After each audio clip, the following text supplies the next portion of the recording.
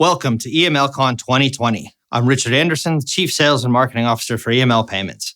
We have an amazing event planned for you with speakers from all around the world representing an incredible array of industries.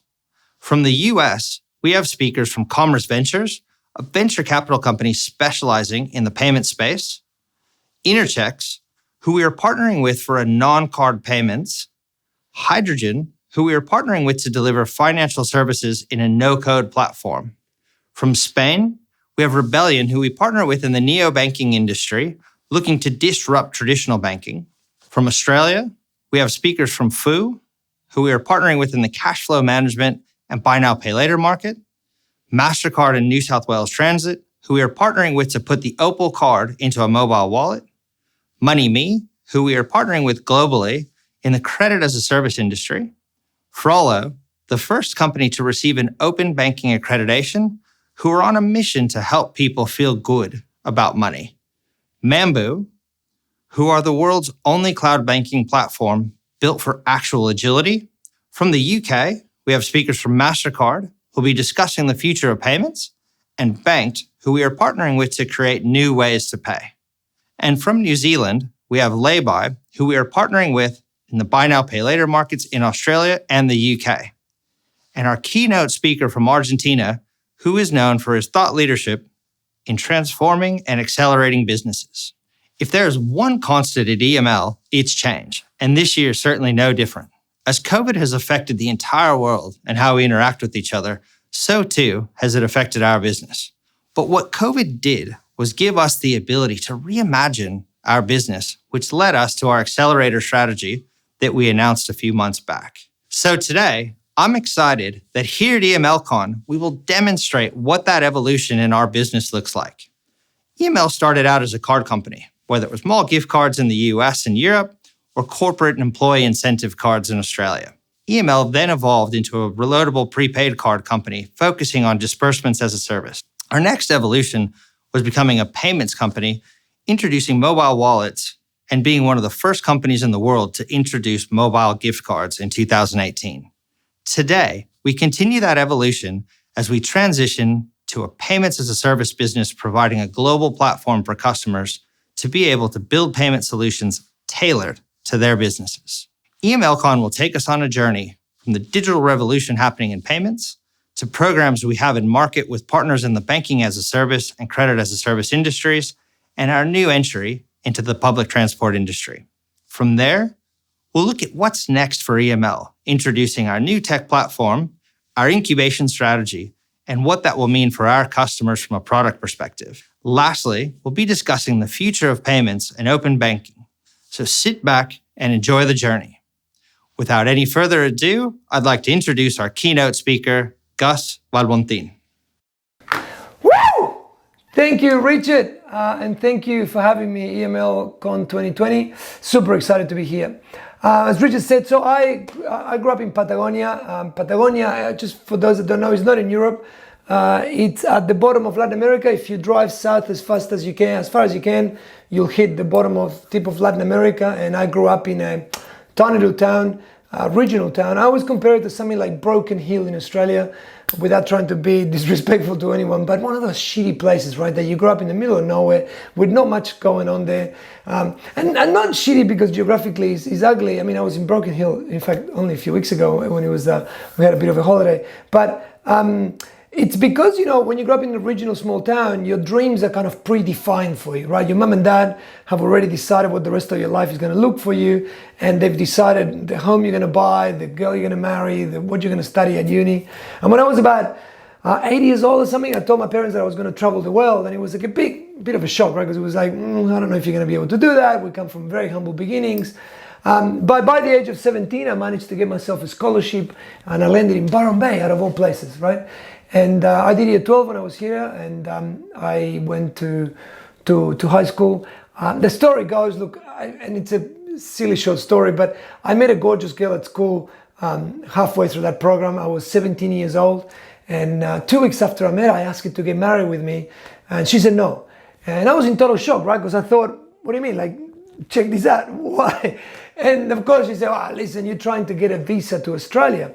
And I thought this was really, really offensive. And I said, no, I'm not. I just think you're gorgeous. And she goes, and besides, I got a boyfriend, so no.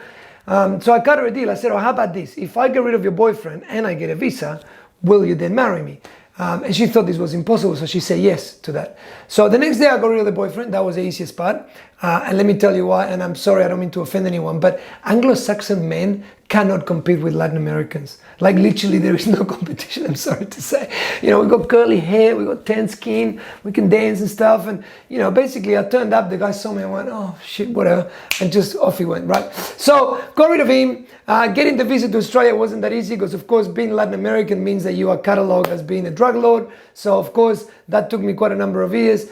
But eventually I did get the visa to Australia and I did marry the girl of my dreams and she's out there somewhere with the kids. Story goes, I went back to Latin America after that time. I went to uni. Uni education in general didn't work for me. So I dropped out of uni. I grabbed a backpack thumb and I started hitchhiking around Latin America.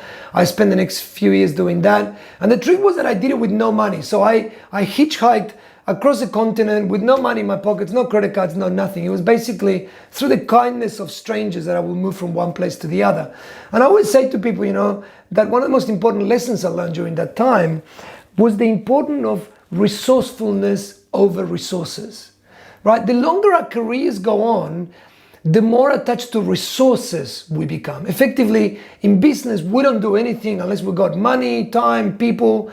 And I always say, don't underestimate the importance to innovation of resourcefulness, right? Is when you don't have the shit that you really need, doing it then is when it counts the most, right? It's the best innovation I've ever seen normally tends to come from resourcefulness rather than resources, right? So I would say encourage your kids, please encourage your kids to be resourceful. Don't give them everything because you give them all the resources and effectively they become dependent on them. Look, I'm going to share with you stories. When I came back to Australia after hitchhiking around Latin America and I was very entrepreneurial. I set up a couple of businesses. I sold an advertising agency. I came back to Australia with that money. I was coaching tennis. I had an import-export company and a job appears at Lonely Planet, travel company, still run today. Back in the day, it was probably one of the biggest travel brands in the world. Still today, probably you would argue. It's an amazing brand. And a job appears. My mother-in-law said you should apply. Why not? And I took a chance and I went for it. And look, the story goes that, you know, I spent 15 years inside Lonely Planet. I went from, you know, I did design, I did cartography, I was the head of innovation for a while, I was the executive director, ran technology, and I did a number of different things. I lived in the US, spent most of my time on planes between India and you know, and the UK and China. But I had the wonderful privilege of experiencing the transformation of media, not just, you know, Lonely Planet, but I guess media being books, magazines, newspapers, TVs, radio. As the internet takes off in the late 90s, I got to experience all that from the inside, right? The internet takes off and all of a sudden, all of us in media, we were like, what next, right? We didn't know which way to go. And I got to watch and witness and experience that transformation and disruption from inside. So look, over the last 5 years, you know, I spent a lot of time in the startup scene. I do a lot of work still with corporates. I do a lot of presentations and engaging. And I guess the stories that I'm going to share with you will provoke you, will maybe cut you a bit, you know, with the guard down. Like they're meant to stretch your thinking, right? The idea is that I make you think about stuff in a slightly different way. And these are my battle scars, by the way. So it's not as if I'm going to say, research suggests that you should be doing this. This is like, here's the shit that I've learned and hopefully it makes some sense to you. So let's get going quickly. I always start with this. I always say to people, it is not the strongest of the species that survives, nor the most intelligent that survives. It is the one that is the most adaptable to change. So adaptability is something that we underestimate, right? When disruption hits, when shit doesn't go your way and your business is struggling or you don't know which way to go, we tend to get obsessed with the future. So the first thing we do is we do market research, customer segmentation, you know, technology trends, and we're trying to figure out where it's going. Truth is, it doesn't matter how well you can predict where it's going. If you can't adapt your business to it, there is no point in knowing, right? And we forget this. So we forget to invest the most amount of time and money and effort in the thing that we can control now, which is our adaptability. And businesses, don't ever forget this, businesses are the sum of us. A business always behaves as the average behavior of the people in it. If you've got a business with 10 people and 8 out of the 10 are conservative, your business is a conservative business. It doesn't matter if you're the CEO or the leader and you stand in front of everyone and say, we're going to take risk and we're going to be bold and let's go, we can do it. The sum of the behaviors of the 8 people are going to beat the other 2, right? And it's always going to be a conservative business. So it's important for you to understand that adaptability doesn't start on a poster in HR or a campaign that you run or an email that you write to all your staff. Adaptability starts with each one of you, right? If each one of you is not more adaptable, the sum of you won't be.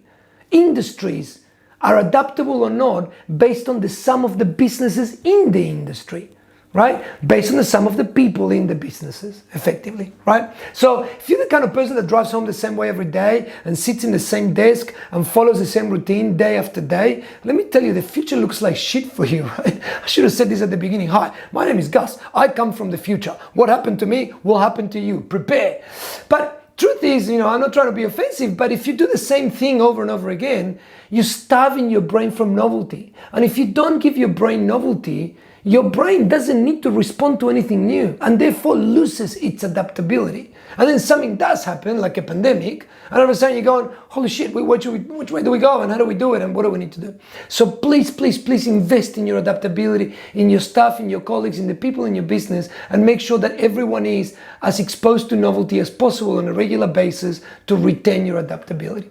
Let me set the scene for you. If you look at the top, anyone can guess what book is that? I'll give you a couple of seconds. That is the Gutenberg Bible, the first book ever printed, right? 500 and something years ago. And the one at the bottom is a brand new Lonely Planet book, right? And we put this picture in front of the publisher, Lonely Planet, when I was the head of innovation at some stage. And we were chatting, we were saying, listen, we just wanted you to see that it's very difficult to innovate at Lonely Planet because nothing has changed in 5 centuries. Right? And he got up really quickly and said, Gus, you're wrong. We got chapter ends in black, and you can see in there the little black chapter ends, and we got bold font, and he pointed at the bold font, and we got pagination and pointed at the numbers in the pages. And meanwhile, I'm stabbing myself in the eye with chopsticks, going, oh my God, what a shitty place to work. What the fuck am I doing here, right? Why am I the only one, young, entrepreneurial, up and coming, that can see that this has been stuck for a long time in the same thing? Now, here's the important lesson behind this. If you do the same thing over and over again, you build momentum. And we often tend to associate momentum with a positive thing. We think, right, a bit of momentum and we're going to be good, right? Now, momentum is fantastic if your momentum and your customer points in the same direction. If your customer decides to change direction, your momentum that you had all of a sudden becomes deadly because you keep doing the same thing over and over again and the customer is moved away. Effectively, you keep doing the same thing until you become irrelevant. So watch out for momentum. It's really good for efficiencies and cost cutting, but it's deadly when it comes to reinvention. And most businesses today need the ability to diversify, to reinvent, to grow new markets, right? Let me show you a bit about disruption. If you were to draw disruption, it looks a bit like this, right? You've got a beautiful business that you might look at me and say, Gus, we're growing, we're doing really well, we've got it, we're highly regulated, we're protected, no stress, right? And of course, someone comes into the market and promises a better solution, right? Better solution. And at the beginning, you laugh because you go, hilarious. There is no way they can do this. And they fail, right? And when they fail, you get a little kick because you go, I told you that I was right, that this is going to fail. But then eventually, guess what? They figure it out and it's too late to do anything about it. So remember, when disruption hits, it looks crazy. It sounds crazy. In fact, the crazier it sounds, the more you pay attention. Think about it. 3D printing, virtual reality, augmented reality, cryptocurrencies, blockchains, all those things that have come through, at the beginning, often they fail and then they come through, right? If I give you my example, back in the day, there was lots of companies doing mapping, printed maps. I don't know if you remember the printed maps, yeah? And then a company came in and said, we're going to map the entire world. Do you remember who that was? That was Google, right? A bunch of kids, doing search. And of course, all of us in the mapping world thought, hilarious, maps. You can't map the world. It's fucking massive, mate. Like, that's what we were telling them. We were going, you're insane. And of course, at the beginning, they failed. The original Google Maps were terrible maps. Like, there was nothing good about them. We were missing streets, errors everywhere. So we got a kick and we thought we were right. Of course, eventually, they did map the world and it was too late to do anything about it with printed maps, right? Do not ever underestimate disruption. The crazier it sounds, the more you pay attention. Right, so let me tell you about customer and product. So on the right is Lonely Planet's website in March 2002. Yeah? On the left is TripAdvisor in March 2002, same time. At this point in time, TripAdvisor was basically a startup, 6 months old, it just got going. Lonely Planet was a fairly well-established business in the print industry, of course, grabbed a brand new powerful tool called the internet, and the same as everyone in media, by the way, newspapers, magazines, we all did the same. We grabbed a powerful tool called the internet to fix our own business problem. Our business problem was to sell more books or more newspapers or more magazines. So we built websites to sell books, magazines, newspapers, right? And we forgot in the process of that people don't ever wake up in the morning going, customers don't go, oh my God, I can't wait to buy a book to go to Greece. They don't say that. They say, I can't wait to go to Greece, right? The book is the bit that we hope they say, we wish they say, so that we become relevant to them in some way and we have a business. But the truth is that they don't give a shit about us. They don't care about your book or your newspaper or your magazine or your loans or your credit cards or whatever it is. People don't wake up in the morning going, oh my God, I can't wait to get a loan. I love loans. Let's get 3 today. Like, no one says that because we don't give a shit about that. What we care about is that it solves the problem we have as a customer. The mechanism by which we solve it is, for a period of time, a book, then it was the internet, then it's a mobile. It doesn't matter which way it is, as soon as you fix the customer problem. So on the left, TripAdvisor built a website to solve the customer problem. And that wasn't to buy a book, it was actually to travel, simple, right? So you can see that they're trying everything, tourism, hotels, attraction, resources, but always focused on the customer, right? I say to people, don't ever underestimate it, that the longer you've been in business, the more accustomed you become to thinking that your business problem is the customer problem. It never is. The customer problem is always the customer problem. And the reason why you exist is because you're solving customer problems, not because you're solving business problems. So make sure that all the activity, or the majority, or most of the activity you do is pointing towards making that customer's life easier. Otherwise, there's no point in actually spending time or effort on it. Kodak, same thing. If you look at this slide, that's the first ever digital camera. I can't tell you, people don't wake up in the morning going, oh my God, I can't wait to buy film. Right? But of course, Kodak was a film-making machine. So they gave away the cameras for free, almost break even, just to sell more film. But the customer problem was never film. The customer problem was memories, right? Sharing memories, capturing life and sharing life. And if they thought about that, they should have come up with Instagram or with Facebook or any of those platforms that all they do is capture life and share life, right? But they didn't because they were focused on fixing their own business problem. Watch it, right? Now let me show you something else. Here's the funny thing that we do with business systems, right? Once we put something in place, right? Once we put a process, a procedure, software, in large corporations, ERP systems, once you put something that works, the first thing we do is we concrete over it. Because we go, shit, that was such a pain in the ass to put in place. Let's make sure we drop concrete on it and make sure that it stays the same. Now, the moment the concrete sets, the system owns you. You don't own the system anymore. So you end up doing the same thing over and over again just because the system tells you to, not because it makes sense anymore. Right? The typical computer says no. And I dare to say, and again, my job is to provoke, right? But governments, full of concrete. Universities, education, full of concrete.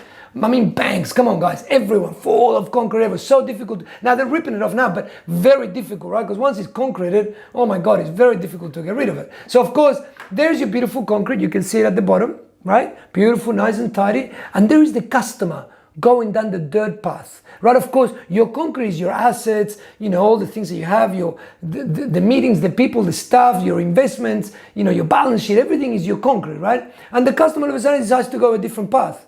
And of course, we go, oh, holy shit, the customer is going the wrong way. Bring them back quickly, right? So we call the marketing team and we say to marketing, we need a campaign. We need to tell the customer that way is wrong, that they need to come and use our books or our newspapers or our magazines because they need us, right? They need our loans. They need them exactly the way they are because I've invested all this money in the way they should work and they should be because that's how I make money.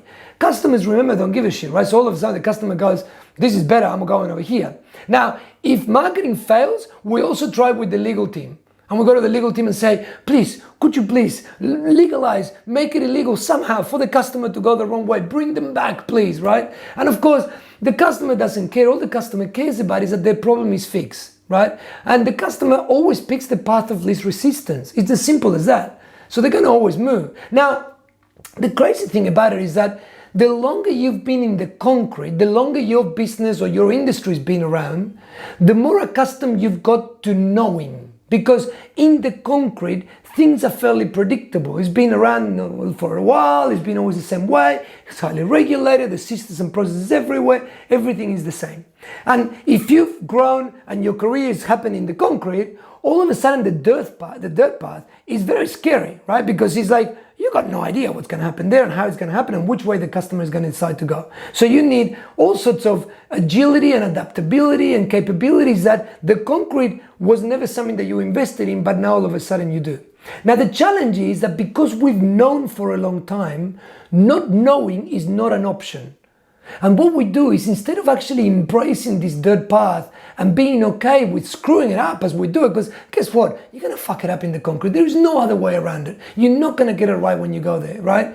And you're going to actually succeed through failure. You're going to succeed by screwing it over and over again. But in the absence of knowing, the first thing we do is we lie.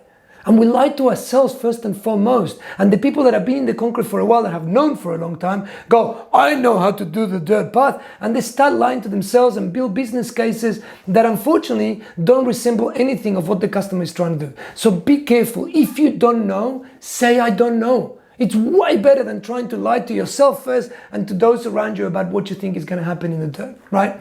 Very important. So I don't know if I've been clear enough. Get rid of concrete as often as you can. Mobilize that.